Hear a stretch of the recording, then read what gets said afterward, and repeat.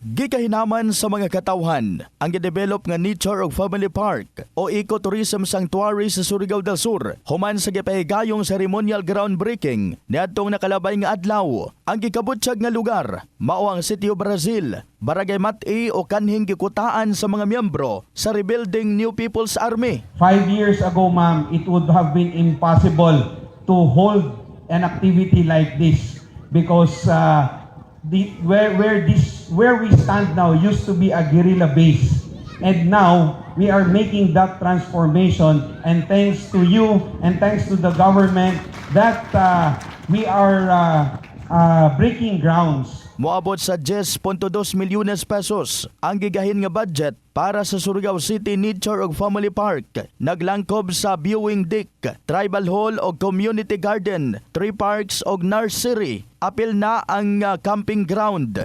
With a budget of 10 million pesos, we will develop a tree park, community garden, and a viewing deck.